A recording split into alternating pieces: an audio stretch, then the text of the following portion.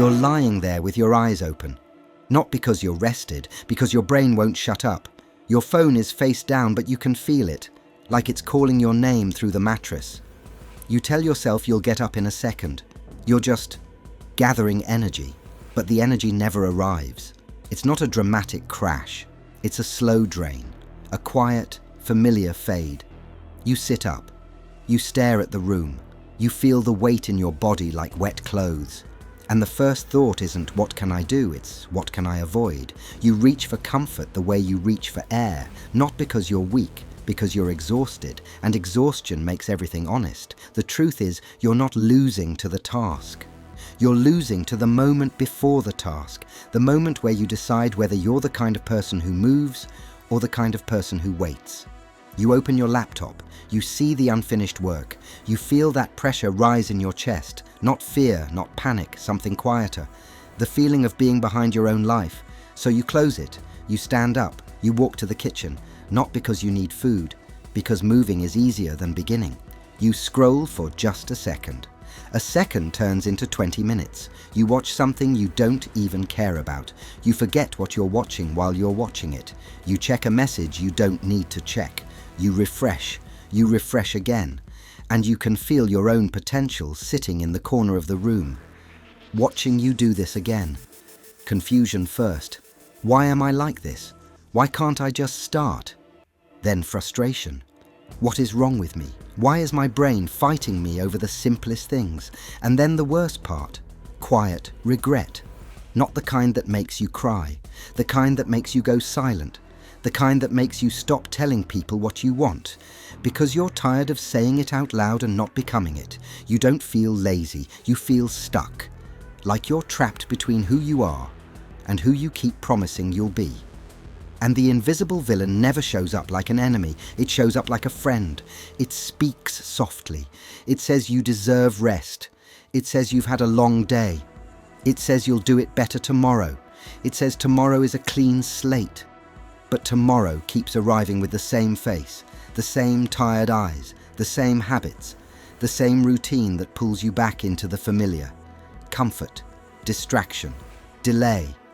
That word you keep leaning on like it's hope. Tomorrow. Tomorrow isn't a plan. It's a hiding place. It's where you store your future so you don't have to face it tonight. And the scariest part is how normal it feels. How easy it is to live like this. You can do this for years. You can be smart. You can be talented. You can have something in you that could change everything and still spend your nights making tiny trades. 1 hour for comfort. One more scroll for relief. One more not now for peace. And every trade seems small until you realize what you've been paying with. Your self-respect, your trust, your ability to believe your own words. Because nobody sees the moments you abandon yourself. They only see you later, acting like you're fine. But you know, you feel it, that invisible bruise, that dull heaviness that follows you into the next day. Not because you failed, because you delayed again. And delay is a quiet kind of violence. It doesn't hurt all at once. It hurts slowly. It hurts in the way you stop expecting yourself to follow through. It hurts in the way you stop trying to begin. It hurts in the way you start calling your dreams unrealistic. When the real problem was never the dream. The real problem was who you became at night. But here's the truth. You're not waiting for motivation. You're waiting for a version of you that never gets tired. A version of you with endless energy and perfect focus. A version of you who doesn't feel resistance. And that version of you isn't coming. And this is where everything changes. Because discipline isn't something you do when you feel powerful. Discipline is what creates power. Discipline is identity. Not a mood, not a burst, not a moment of inspiration that shows up when life finally becomes easy. Identity is what holds when you're tired. Identity is what speaks when comfort starts negotiating. Identity is what chooses when nobody is watching. And when you finally see that, you stop asking, how do I get motivated? You start asking a different question. Who am I when it's hard? Because that's the only version of you that matters, the version of you that shows up in the quiet, the version of you that exists after the day is over, the version of you that decides whether tomorrow is earned or just borrowed. You stop negotiating with comfort. You stop making deals with yourself like your standards are optional. You stop saying, "I'll do it if I feel like it," because you've seen where that road goes. It goes nowhere. Comfort always asks for a little.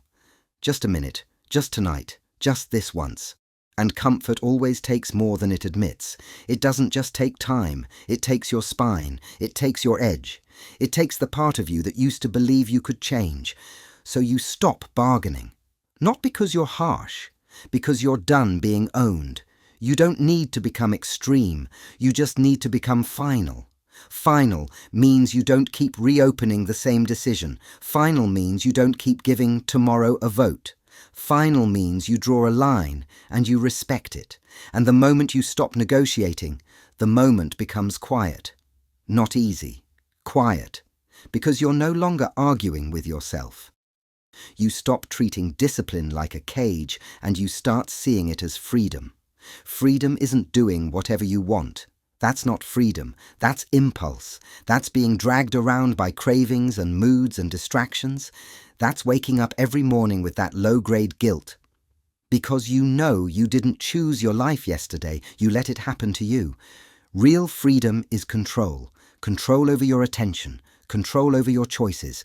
Control over the part of you that keeps reaching for comfort, like it's survival. Discipline is not punishment. Discipline is self-respect. It's you saying, "I'm not going to be the person who disappears when it gets uncomfortable." It's you saying, "I can be tired and still be reliable." And reliability is power, because power isn't energy. Power is the ability to move even without it.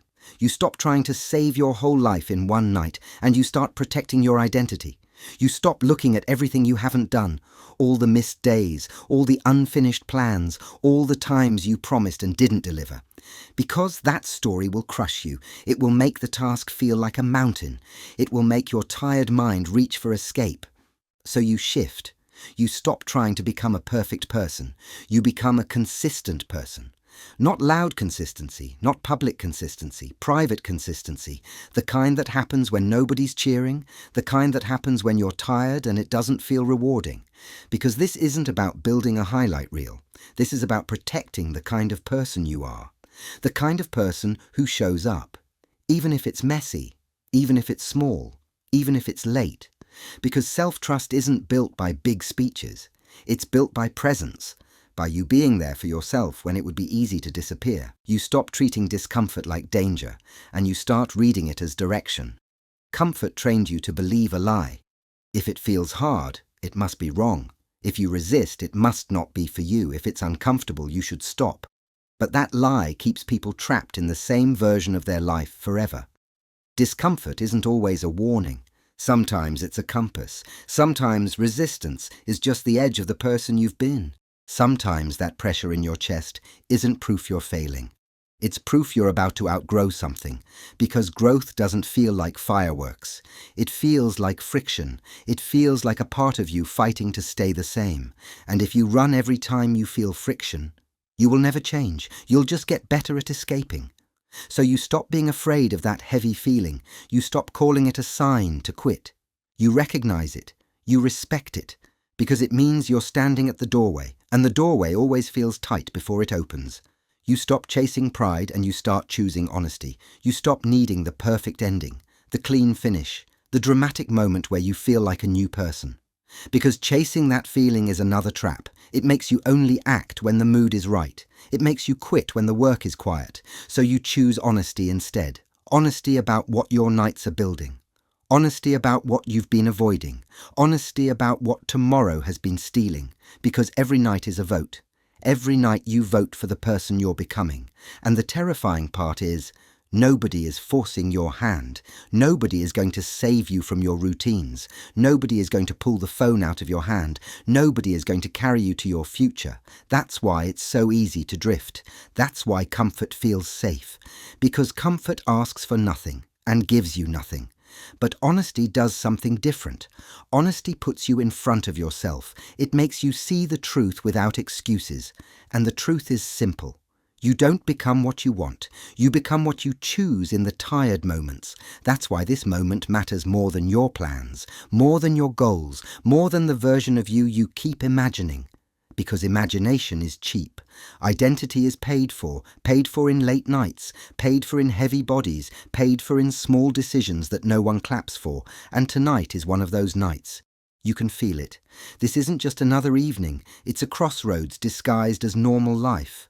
One path is familiar. You soften, you delay, you disappear into distraction. You fall asleep with that dull regret sitting quietly in your chest. And tomorrow arrives like it always does, with the same problems, just a little older.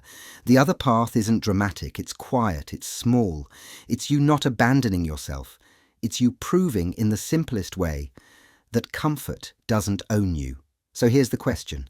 When your body is heavy, that's when your mind is loud, when tomorrow tries to pull you back into the familiar, who are you going to be tonight? The person who waits to feel ready, or the person who moves anyway?